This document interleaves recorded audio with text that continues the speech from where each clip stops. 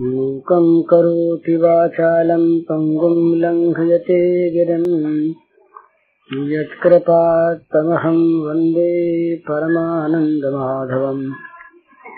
श्रीमन्मदनगोपालं वृन्दारण्यपुरन्दरं श्रीगोविन्दं प्रपद्येऽहं दीनानुग्रहकालकम्।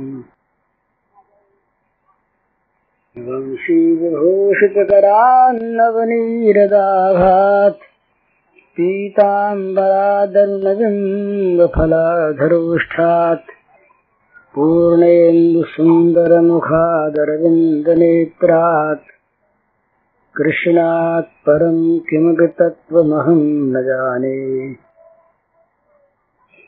नवजलधरवर्णं चम्पकोद्भासिकर्णम् विकसितनलिनास्यं स्फुरन्मन्दहास्यम् कनकरुचिदुकूलं चारुबर्हावचूलं कमपि निखिलसारं नौमि गोपीकुमारम्। अर्जुन से जब भगवान ने युद्ध करने के लिए कहा तो शंका हो गई। ज्ञान को बड़ा ऊंचा बताया भगवान ने। तो अर्जुन ने पूछा, ज्यायसी चेत कर्मणस्ते मता बुद्धिं जनार्दन तत्किं कर्मणि घोरे माम नियोजयसि केशव। कहा महाराज, यदि कर्म की अपेक्षा ज्ञान ऊंची वस्तु है तो मुझे इस घोर कर्म में आप क्यों नियुक्त करते हैं, घोर कर्म में क्यों लगाते हैं? ये अर्जुन का प्रश्न है। इसी प्रश्न पर फिर कर्मयोग का आरंभ करके सारे गीता का निरूपण हुआ। ये तीसरे अध्याय आरंभ हुआ। तो अर्जुन को बताया भगवान ने कि तुम्हारी जो प्रकृति है वो युद्ध करने की है, प्रकृति स्वाम नियुक्त। अभी तुम युद्ध से भाग रहे हो, घर वालों को देख करके, स्वजनों को देखकर, बड़ों को देखकर, गुरुजनों को देखकर तुम्हारे मन में जो एक विराग सा उत्पन्न हो गया है, ये वास्तविक विराग नहीं है, मोह है। परंतु जब तुम यहाँ से हटे और जब इन लोगों ने कहा कि अर्जुन कायर था, भाग गया, भाग रहा है, देखो अर्जुन कायर भाग रहा है, तो तुम्हारी प्रकृति तुम्हें मजबूर करेगी युद्ध करने के लिए, तुम्हें लड़ना पड़ेगा। प्रकृति स्वाम नियुक्षति। प्रकृति जो तुम्हारा स्वभाव है वो तुम्हें जबरदस्ती लगा देगा। परंतु तुम लगोगे राज्य की आशा से, लगोगे ममता से, लगोगे कामना और आसक्ति को रखकर, तो फंस जाओगे, पाप लगेगा। युद्ध तो करना ही पड़ेगा। इसलिए सुख दुखे समय कृत्वा लाभा लाभौ जया जयौ ततो युद्धा युजस्व नये पापम अवाप्स्यसे। सुख दुख को, लाभ हानि को, हार जीत को बराबर करके समता युक्त मन से, कहीं आसक्ति ममता राग न रखकर युद्ध करो, सद्भाव से युद्ध करो, भगवत सेवा के भाव से युद्ध करो, तो तुम्हें पाप नहीं लगेगा। युद्ध रूपी कर्म के द्वारा भगवान की पूजा होगी। तो कल जो अपने बात हुई थी ना, वो इसी आशय को लेकर के थी कि कर्म यदि कहीं देखने में बहुत मधुर न हो, कड़ा कर्म हो, रस रुद्र हो चाहे, पर यदि उसमें भाव सुंदर होता है, भाव यदि सेवा का होता है, भाव यदि भगवत सेवा का होता है, तो वो क्रूर कर्म भी, वो घोर कर्म भी भगवान की पूजा बन जाता है। पर इसका ये अर्थ नहीं है कि घोर कर्म में प्रवृत्त होना चाहिए। घोर कर्म से तो निवृत्त ही होना चाहिए। अर्जुन अगर निवृत्त होने लायक होता तो उसे भगवान ये नहीं कहते कि तुम युद्ध करो। अर्जुन की प्रकृति, अर्जुन का स्वभाव इस प्रकार का था, वो उसने गर्भकाल से शिक्षा पाई थी रण में लड़ने की, जूझने की। तो अर्जुन किसी प्रकार से सहन नहीं कर सकता था युद्ध से पलायन। अपलायन जो धर्म है क्षत्रिय का, इसका पूर्ण विकास अर्जुन में था। युद्धे चाप पलायनम, युद्ध में से भागना नहीं। इसलिए अर्जुन के निमित्त ये चीज थी। अर्जुन के लिए भी भय था कि अर्जुन कहीं मोह में न फंस जाए। इसलिए अर्जुन को बार बार भगवान ने अनेक प्रकार से, ज्ञान की युक्ति से, निष्काम कर्म योग की युक्ति से, भक्ति की युक्ति से, सब प्रकार से अर्जुन को निर्मम और निरहंकार होकर लड़ने के लिए आज्ञा दी। भगवान का स्मरण करने की आज्ञा दी। यहाँ तक कह दिया भक्ति के प्रसंग में कि मन बुद्धि मुझे सौंप कर लड़ो। लड़ो।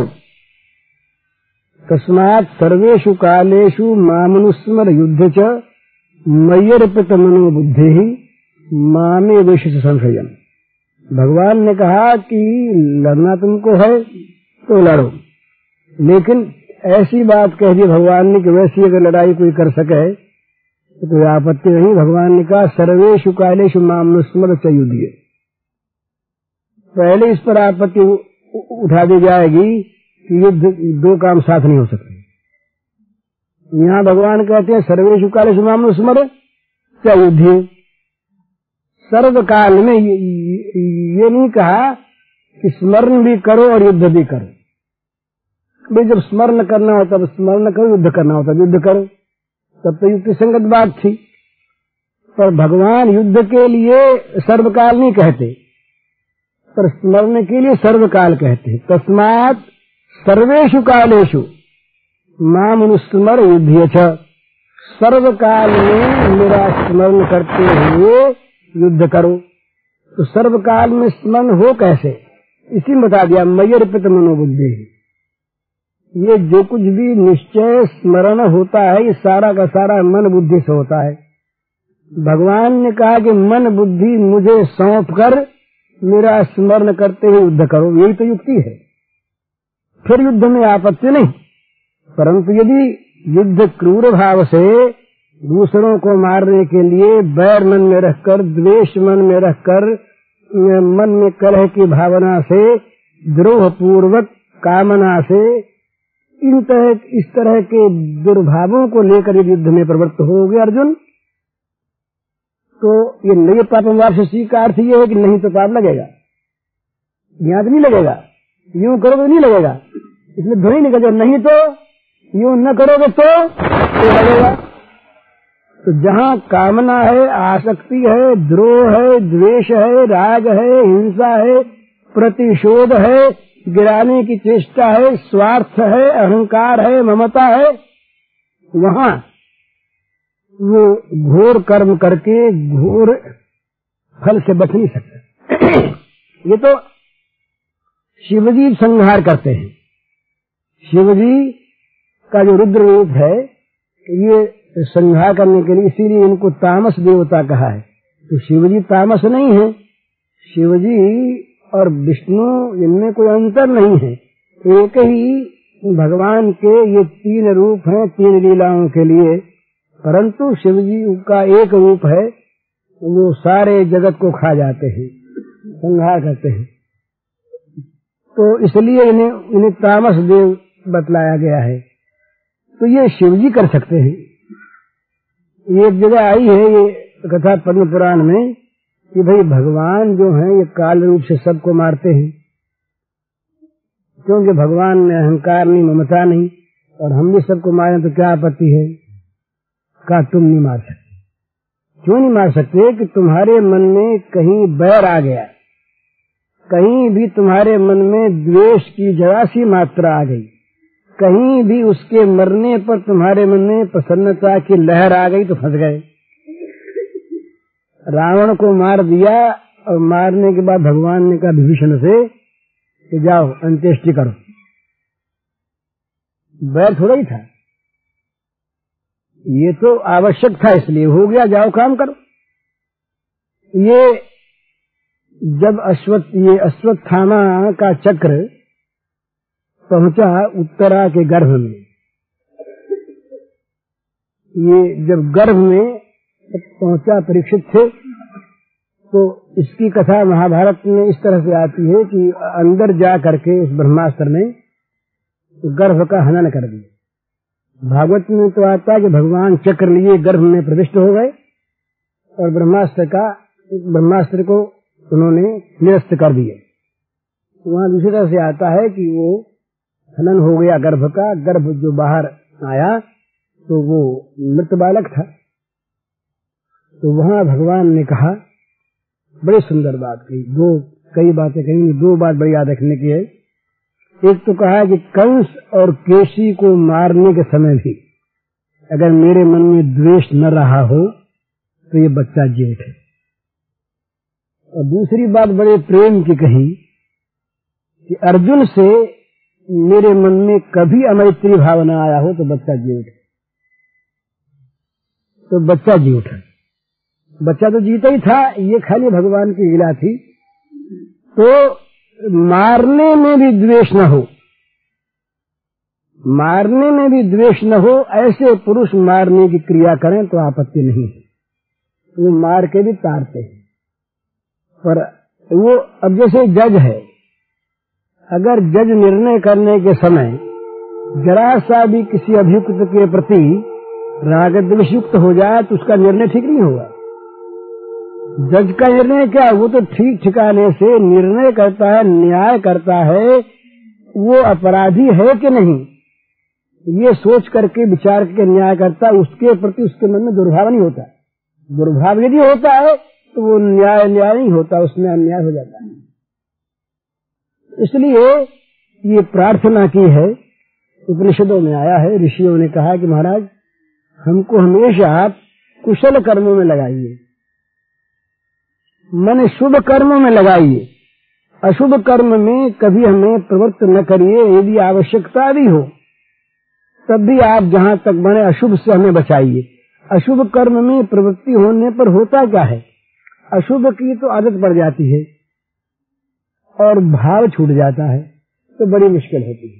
ये हमने देखा है बंगाल में क्रांतिकारी लड़के जो थे आरंभ में ये डाका डालते थे, ये देखी हुई चीज है। डाका डालते, किसी के घर में जाते, जा करके कहते कि माताओं बहनों हमें देश के लिए धन की जरूरत है और आपके घर में धन है, आप हमें इतना धन दे दीजिए, नहीं तो हमें जबरदस्ती लेना पड़ेगा। आपके प्रति हमारा कोई दुर्भाव नहीं, आप कृपा पूर्वक दे दीजिए। तो उस समय उनके मन में कोई दुर्भाव नहीं था, वे वास्तव में देश के लिए ही करते थे और उसमें से एक पैसा अपने लिए लेते नहीं थे, बचाते नहीं थे। उसके बाद क्या हुआ कि वो डकैती डालने की आदत पड़ गई और देशभक्ति जाते ही छूट गई। बुरी चीज बहुत जल्दी ग्रहण कर लेता आदमी और फिर क्या करता है भूल से, उस बुरी चीज के ग्रहण करने के बाद अपने मन में अपने द्वारा ऐसा सोच लेता है कि ये मैं भले के लिए कर रहा हूँ, इसलिए बुरे कर्म में आपत्ति नहीं है, घोर कर्म में आपत्ति नहीं है। लेकिन वो होता क्या है, वो बुराई तो रह जाती है और भलापन जो है वो भाव का होता वो निकल जाता है। इसलिए ऋषियों ने प्रार्थना की भगवान से उपनिषदों में कि महाराज हमें तो आप निरंतर कुशल कर्म में लगाइए, भाव भी अच्छा हो और कर्म भी शुभ हो। एक कोई को ये काम सौंपा जाए कि भाई तुम इन कसूरवारों के बैंक लगाया करो, और एक को ये काम सौंपा जाए कि तुम जो अच्छा काम करने वाले उन्हें इनाम बांटा करो। दोनों ही कर्म यदि अच्छे भाव से होते हैं तो बेंत लगाने वाला भी ठीक काम करता है, माना, पर बेंत लगाने वाले की बेंत लगाने में अभ्यास कराने की वृत्ति हो जाती है, तो बेंत लगाना सीख जाता है और पुरस्कार देने वाला, दान देने वाला दान देना सीख जाता है। जिस प्रकार के मनुष्य कर्म करता निरंतर, उसी प्रकार का उसका स्वभाव बन जाता है। इसलिए स्वभाव में जब तक मनुष्य के तमोगुण पर पूरा काबू न आ गया हो, तब तक उसको शुद्ध भाव से भी तमोगुणी कार्यों से बचना चाहिए। ये चोरी से बचने के लिए चोरी की कला सीखना ये है तो अच्छा, लेकिन हरेक के लिए काम की चीज नहीं है। तो बुराई जो है ये जल्दी ग्रहण हो जाती है। एक हमारे मित्र थे बंबई में, ये पुरानी बात है, बड़े सज्जन थे और बड़े साध्य प्रकृति के थे। तो उनके मन में एक भावना आई कि ये वेश्याएं जो हैं ये बेचारी बहुत सी निर्दोष होती हैं और किसी प्रकार के दुस्संग में आकर के और किसी प्रलोभन में, किसी भय में, किसी प्रकार की विपत्ति में आकर ये इस मार्ग में आ जाती हैं। इनका उद्धार हो जाए तो अच्छा है। ये भावना उनकी थी, शुद्ध भावना। तो वो मेरे पास आए, उन्होंने कहा कि ये काम करना चाहिए। मैंने कहा मेरी तो हिम्मत कम पड़ती है, आप करो। तो वो उस काम में जो एक जगह गए लगे, तो वहाँ तो हर तरह के लोग होते हैं। वहाँ तो बदमाश भी हैं, गुंडे भी हैं, शराबी भी हैं, जुआरी भी हैं, जैसा गिरोह होता है वैसे होते हैं। तो एक दो मामले में तो गए, एक दो केस में वो बदमाशों ने उनका सामना किया। तो एक पटवर्धन थे CID के, वो DIG थे, वो सत्संग में आया करते थे। उनसे मैंने बात की तो उन्होंने कहा कि आप अपने मित्र को समझा दीजिए भाई जी, उनका उद्धार तो वो करेंगे कि नहीं करेंगे, तो स्वयं पतित हो जाएंगे। वो संग ही ऐसा है, उसमें तो कोई सुखदेव मुनि हो और वो अगर जा करके रहें बच सके तब तो ठीक है, नहीं तो उस संग में अगर रहेंगे तो या तो उन्हें गिरना पड़ेगा और या वो रह नहीं सकेंगे। ये आप लोगों का काम नहीं, इसको छोड़िए आप। फिर भी वो माने नहीं, तो आखिर वो कुछ ऐसा ढंग बैठा कि उनको फिर छोड़ना पड़ा वो काम। तो ये बुरी चीज जो है ये जल्दी मनुष्य ग्रहण कर लेता है। इसलिए अच्छे के लिए भी, अच्छाई से भी बुरा काम करने की, घोर कर्म करने की प्रवृत्ति ये खतरनाक है, मनुष्य के लिए सावधानी की जगह है। इसमें कहीं प्रलोभन आ जाए, कहीं द्वेष आ जाए, कहीं राग आ जाए, कहीं मन में कुत्सित भावना आ जाए तो गिरना सहज है। तो जहाँ, क्योंकि ये फिसलाहट है ना, प्रकृति जो है ये स्वाभाविक अधोगामिनी है, नीचे को जाती है। तो नीचे को जाने वाली प्रकृति हमारी है। तो ऐसी अवस्था में हमें संभल कर सावधानी से, भगवान ने कहा निर्मुंगानी व सर्वशः, जैसे कछुआ अपने अंगों को समेट के रखता है अंदर, ढाल के अंदर, इसी प्रकार से विषयों से निवृत्त करके इंद्रियों को रखना चाहिए। नहीं तो इंद्रियानि प्रमाथीनि हरन्ति प्रसभं मनः, इंद्रियां बड़ी प्रमुख स्वभाव वाली हैं, न मालूम कब कहाँ खींच करके मन को ले जाए, मन के साथ बुद्धि चले जाए, बुद्धि के साथ आत्मा जाए और पतन हो जाए। इसलिए जहाँ तक बने ये ख्याल रखना चाहिए, बुरा कर्म, घोर कर्म, जिसमें हिंसा होती हो, जिसमें असत्य होता हो, ये अपवाद हैं। जब कभी इस प्रकार का काम करना पड़े और आदमी हिम्मत रखकर और निर्लेप रहकर कर सके तो भले ही वो करे, लेकिन ये हरेक का काम और हर अवस्था का काम नहीं है। ये समय पर ये अपवाद हैं। भाई कभी ऐसा काम भी करना पड़े, कभी ऐसा काम भी करना पड़े। एक बार वो इंग्लैंड में एक रोग फैला, तो वो रोग फैला, लोग घर छोड़ते नहीं थे, तो लोग गांव में तो वो जबरदस्ती घरों को ढहा दिया गया कि जिसमें ये बच जाए। तो वो अच्छा उद्देश्य था, पर ऐसे कर्म हमेशा नहीं किए जाते।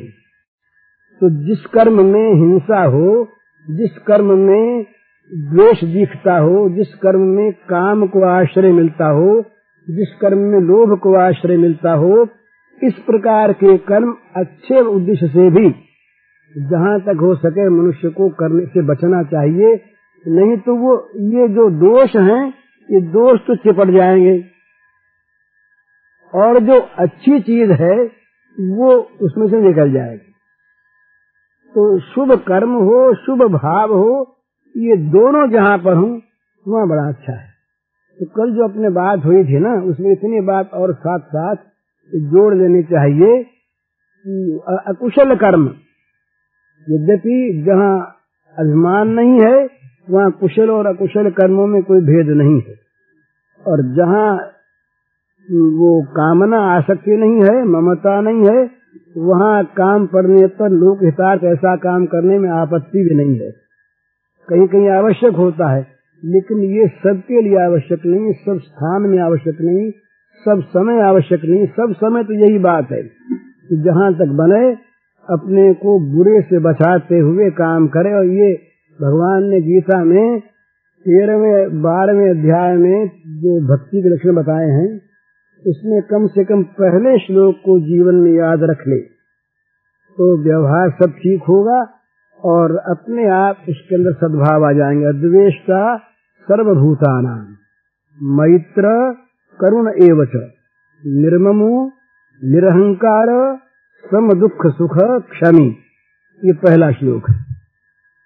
तो इसका अर्थ यह है कि अद्वेष्टा सर्वभूतानां, सारे प्राणियों से अद्वेष्टा रहे, किसी भी प्राणी में किसी प्रकार से कभी भी द्वेष न करे। ये बात जब ध्यान में रहेगी ना, तो किसी भी प्राणी के साथ बर्ताव करते समय, व्यवहार करते समय अगर ये बात याद आ गई तो द्वेष अगर नहीं रहा तो बर्ताव में दोष नहीं आवेगा। बर्ताव करा भी कहीं होगा तो उसमें द्वेष नहीं आवेगा। अद्वेष्टा सर्वभूतानां, ये नहीं कहा कि अमुक अमुक के साथ तो तुम द्वेष कर सकते हो और अमुक अमुक से मत करो, ऐसी बात नहीं। सर्वभूतानां, जितने भी प्राणी हैं, किसी भी प्राणी के प्रति तुम्हारे मन में कभी द्वेष नहीं आना चाहिए। द्वेष से रहित, पर द्वेष से रहित हुआ कुछ नहीं किया, इसलिए एक नेगेटिव चीज हो गई, कुछ किया नहीं, द्वेष नहीं किया, कुछ नहीं किया, कुछ करना भी चाहिए। तो कहते हैं मैत्र, केवल अद्वेष्टा होने से काम नहीं चलता, मैत्री भावना करो और मैत्री भावना युक्त क्रिया करो। मैत्र का अर्थ है मित्रता बरतो, मित्रता का बर्ताव करो। तो मित्रता के बर्ताव का भाव यही है कि दूसरे के दुख में साथ दो, उसके दुख में हिस्सा बटा। मित्र वही जो विपत्ति बटावे, दूसरे के दुख में हिस्सा लो। सुख में हिस्सा लेने वाले मित्र हैं वो एकांगी मित्र होते हैं, और वो उन मित्रों से बचना भी चाहिए क्योंकि दुख पड़ने पर शायद वो न हिस्सा ले। मित्र वही है जो दुख में तो हिस्सा ले जानकर, और सुख में हिस्सा लेने से अपने को बचा ले। हैं?